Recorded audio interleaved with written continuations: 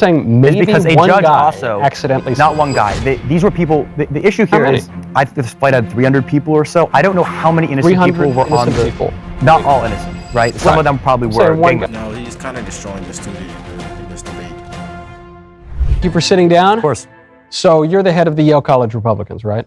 No, the very opposite. I'm the treasurer of the Yale College Democrats. Democrats, okay. That's all right. I played a lot of beer pong with the Yale College Dems when I was here. I'm all for that sort of bipartisanship. So you came up, you disagree with me. I do, on a lot of issues. Did I persuade you on anything? No, you didn't. No. Okay. Right. Well, the thing is, I do go to a lot of conservative events, so I generally do hear some of the ideas you've been expressing. So you've rejected them? Rejected them. Okay. Yeah. Any in particular? Well, I'd really like to talk about immigration. You know, I just saw there was an innocent man who was sent to El Salvador by Donald Trump, and he had no criminal record. Yeah. You know, and he was sent to El Salvador based on a crown tattoo, and it seems pretty clear now that he was not a gang member. But now you might also observe there was an innocent girl named Laken Riley who didn't do anything wrong. She was murdered by an illegal alien welcomed into the country by Joe Biden. And that's horrible, but it's not an either-or proposition. Taking someone like the barber and sending him without due process to El Salvador is not saving people. But I think you can have a moral immigration policy where you protect innocent people in the United States, and you also do not hurt innocent people by sending them to basically a forced labor. So this will be a good debate. This debate is about erasing white people. That's what it's titled. I swear that's what it's titled. And this is really about immigration and what immigration is doing. Without further ado, let's not waste any more time. He's debating a student from Yale who's a leader of a Democratic group there. Yale is one of the objectively best colleges in the United States. So I hope this is a good one. Let's waste no more time. But it occurs to me that we all only focus on the sob stories when they come out of the American right. But when we look at mass migration, where under Joe Biden, we had millions and millions of illegal aliens come into the country every single year. And it wasn't just Biden. This has been going on in Democrat and Republican administrations. 4 decades now. It seems to me we never focus on the sob stories of the Americans who, some were murdered, some were raped, some just had their society turned upside down. Some have lost jobs, some had their wages suppressed. We never focus on that. And so, okay, one guy during a mass deportation scheme, one guy falls through the cracks and maybe should not have been deported, but he was. I don't know. To me, I look at that and I say, hold on. You only have one mistake out of however many thousands since the inauguration. Those actually aren't terrible numbers. No system is going to be perfect. What's the alternative? I think the alternative is, first off, you need an immigration system, right, where people have a path to legally enter the U.S. Why? Because we're a nation of immigrants, number one. Are we? We are. I don't think everyone. My grandparents fled here to flee the communists, right? But my great-great-great-grandparents came here on the Mayflower, which is a great cigar company, by the way. And they were not immigrants. They were settlers. They weren't indigenous to the land. But they were not immigrants exactly. And we've had long periods of American history where immigration was drastically reduced or virtually non-existent. So this notion that we're a nation of immigrants is a relatively modern notion, is it not? I agree with him. It is a relatively modern notion. However, I will say this. That doesn't make it a relatively false notion. And although your great-great-great-great-grandparents may have been settlers, that doesn't change the premise of what the young man said. We are today, although not a full nation of immigrants, we have a lot of immigrants today in the United States. Not saying that will be the future, but as it stands in his life and your parents' life, we are currently a nation of immigrants. But let's continue on, see where this debate goes. I think we have a duty to help others. I know you're a man of faith. I'm also, I am Jewish, but we have... You're Jewish? I am Jewish. I wouldn't have guessed that. Yeah, I mean, a lot of people wouldn't guess that. But there are actually 40 Asian Jews on campus. But digressing from That's got to be like all the Asian Jews in the world. It's a significant number of us. But I want to make this point because I think it's important, right? Which is that, number one, I think you have a duty to help others. And even in, Isaiah, it says, woe unto those who pass evil laws who hurt the poor. Sure. Woe unto we don't want to oppress the poor. Okay. Sin that cries out for vengeance. The second is the economic reason, which is that immigration, in addition to being, I think, morally right, is hugely beneficial for the U.S. economy. Undocumented immigrants alone pay $100 billion in taxes. And the other statistic I want to share is for every undocumented immigrant you deport, you actually are losing American jobs. There's a study that came out that says because of the net effect of people who are going to innovate in the economy, work the jobs that a lot of Americans, might not want to work. That's how a lot of people get started. I think they might work. You might have to pay them higher wages than slave or feudal wages to Guatemalan peasants, but then that's the point. Well, you should pay a fair wage. My first we job, don't want to oppress the poor. My first job, I worked for a landscaping company. Most of the people were from Central America. I also speak fluent Spanish. I'm bilingual in Spanish and English.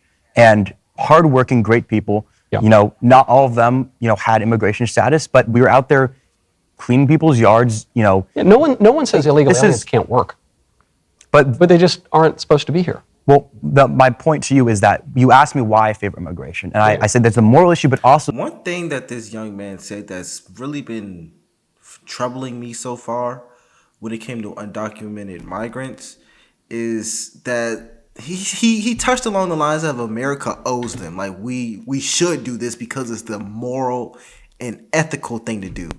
And that's what really confuses me, because why does America owe undocumented migrants a place to stay? I don't understand that premise at all. Is it because America is one of the richest nations? What does that have to do with owing undocumented migrants a place to stay? Here's the reality. This country was built literally and figuratively on the backs of my ancestors and more than likely your ancestors. It was built on their back, on their blood, their sweat, and their tears, causing America to be one of, if not the most affluent nations on earth. And when I hear this young man whose parents are immigrants say that, oh yeah, it's the moral thing to do, it's the ethical thing to do. How is that ethical? Like a massive amount of immigration is fairly new to America. What do you think was happening before this? Our ancestors, my ancestors, were building this country up. And for you to just say, oh yeah, you kind of owe this to us. No, nobody owes you anything. Nobody owes immigrants a place. Like, no, that's not true. They don't owe you a thing. And I'm tired of that entitled attitude. But let's continue. The fact that economically we benefit as a nation. Again, $100 billion in taxes paid by undocumented immigrants. And in fact, they pay Social Security taxes, but don't get Social Security because they're not U.S. citizens. However, one can also pull up studies about the net drag on the economy, because immigrants, both legal and illegal, are more likely to receive welfare benefits than native-born American citizens, dramatically so. Illegal immigrants the most, legal immigrants next, native-born Americans after that. So you're saying, I just want to make sure I'm getting you correct here. You're saying that undocumented immigrants are receiving more welfare benefits than non-immigrants. I don't think that's true, and I actually would love for you to give me that study, because I'd love to read it. If it were true, would that change your view of mass migration? It would make me it would be a really stunning fact, and it's definitely not true. Would it change your view?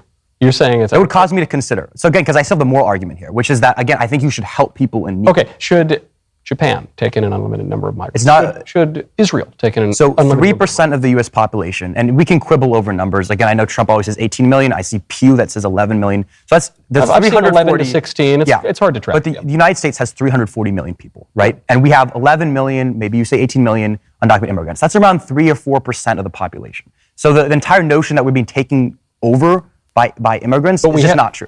So you're just talking about illegal immigrants, which are conservatively ranked between 11 and 16 million. But when you talk about all migration, when we're talking about all of mass migration, we presently have the highest foreign-born percentage of the population that we've ever had in American history. So you would grant that having foreign people in the country creates at least some social issues, some problems of assimilation, would you not?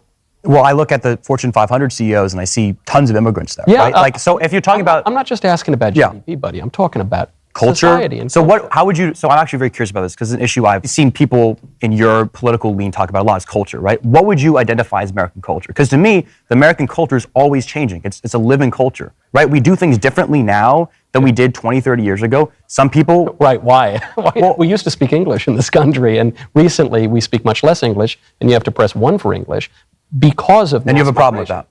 Yeah, I think it's good for a nation to have a common language. And one thing I don't like, and I don't know if I'm just being delusional or if I'm just looking too deep, is that this student keeps subtly switching between us and then them. Like sometimes he considers himself like, oh, we as an American have a growing culture, but then he'll switch back, and he does it very subtly to no, we as immigrants. So he kind of goes back and forth when it's beneficial. When it's beneficial, like, oh, you're talking about us as Americans, but when you want to do it, you're saying like, no, us as immigrants. You're just jumping kind of back and forth, and it's throwing me off a little bit. Maybe I'm looking too deep into it. I don't think I am, but what do you guys think? And he still hasn't really said anything that benefits the majority of Americans. Like, yes, I get it. We have immigrant CEOs and all that, but what does that do for the average American today? Like, what would that do for me or another American? And not saying it should do something, but every point that he's getting at is money. Immigrants are good for the economy. Americans are good for the economy. Like, I don't know what you're trying to say. Are you trying to imply Americans can't do those jobs? I don't know what you're trying to say, but let's continue. Language. Because we all did speak the same language. I think we're for all of melting American pot. history until very recently. Well, I think we're a melting pot. Again, Why do you think that? This is, well, there's a ton of benefits. Where does the idea of the melting pot come from? I don't know the origin, but So it comes from I a like play, that. and it comes from a play in the early, I think it's the early 20th century. And it was a good play. It's written by a Jewish playwright, and it was watched by Teddy Roosevelt. And Teddy Roosevelt loved the play, and he complimented the playwright there. And it's about a Jewish guy who wants to marry a Gentile girl. And this creates a lot of problems culturally, but they both decide that they're going to leave some of their old identity and melt in to the American identity, to assimilate. So first of all, that means giving up one's cultural identity to a large degree, though it does also mean adding a little. You're adding something, right? That's the analogy, right? You're adding. You're giving up a lot of your own culture. And you have seen this in waves of American migration that have caused problems too, when it was the Irish, when it was the Italians, when it was the Jews, when it was other people.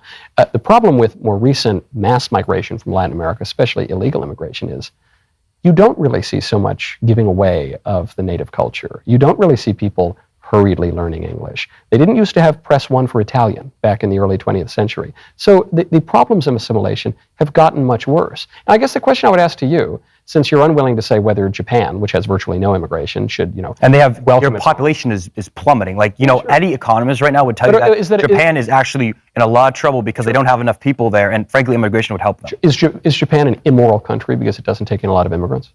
Is the state of Israel an immoral country? Well, the difference here is that we have millions of people who are fleeing harm and coming to our doorstep, and they're asking us, please help me, right? And from a... Yeah, because they know that we'll let them in because Joe Biden invited them. Now we don't have anyone really coming to our doorstep because Trump has made it clear that he's going to deport illegal aliens. Well, I saw those photos of CBP, the border app, people who had scheduled legal appointments, then Trump cut that off. And yeah. Right. I think you might like that, but again, even regardless... But I think you're evading the moral question, because I'm not beating up on Japan, and I'm not beating up on Israel, and I'm not beating up on Italy, which doesn't enforce immigration laws, but probably would like to, and I'm not beating up on virtually every other country on earth. Do you think that those countries are immoral because they don't just throw open the so border? The analogy is a little flawed here, because I'm saying there's millions of people coming to U.S. who are asking for help. Japan doesn't have millions of people showing up their doorstep to the extent that we have that same thing. Just this past week, CBP and NGOs at the border have closed up shop in certain places because so few people have come to the border since Trump's deportation policies. Well, the other Trump policies, right, with regard to the border, right, the separation of children from families. Like, he's trying to do things. Policy. Well, he's trying to do things to deter people from coming that are cruel, right? And it's part of the strategy. He just has that. He's not just sending them back. He's enforcing the law. What's he doing that's cruel? That's different than any other president's done. What he's doing is different. Is so a judge. Obama did that. No, the El Salvador thing really gets to me. And again, we're 2 months into the admin, and this really gets to me. You're saying maybe because a one judge guy also accidentally. Not one guy. These were people. The issue here is, this flight had 300 people or so. I don't know how many innocent people were on the. People. Not all innocent, right? Some of them probably were. No, he's kind of destroying the student in this debate. And one thing the student's trying to do is he's trying to keep switching subjects to argue about when he gets disproven with one subject. For example, he'll say, "Oh, what about this Trump policy?" And Michael Knowles will say, "Oh, that never happened." Or he'll say, "Oh, what about this economic thing?" Like, "Oh, that doesn't matter." He will, "Okay, well, let's switch to no, don't switch, bro. Don't switch. You're not winning this debate." And it's okay.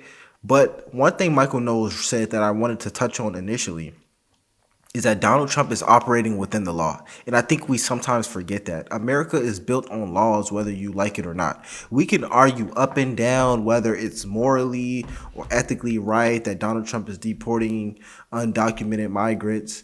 But at the end of the day, is it legal? Is he legally doing something? Because that's the only thing that will protect you. If it's legal, he can do it. We can argue the ethics and morals all day. It's not going to solve anything. If you really do support undocumented migrants staying in the United States, and you're like a big advocate of this, what you need to do is try to lobby to change the laws about undocumented migrants. Because as it stands in 2025, in October 2025, if you do not advocate to change it, the next president after Trump can just do the same thing. Trump can do the same thing. And next presidents can just do it forever. You need to be trying to change the laws, because as it stands right now, it's illegal. But the point is, this speaks to, I think we should hold our government to a high standard, right? Sure. But what's the standard? Because you're evading the question. I'm not. What's the number? How many migrants should America take in per year? You're asking me to make an immigration policy number? I think asking for a simple number. You're the one arguing that. Okay, I can actually do this because I've done a little research on this topic. I think the U.S. used to accept something around like 100,000 refugees a year, right? And I would say, and Trump has gotten that to zero. I could at least tell you right now that I think, accepting those 100,000. So 100,000. Well, I'm just That's what you want. That's migration every year. 100,000. Well, you got a deal. No. I'll take it. No, I'm talking about refugees specifically, because the refugee acceptance program. I'm asking you about total migration. How many per year?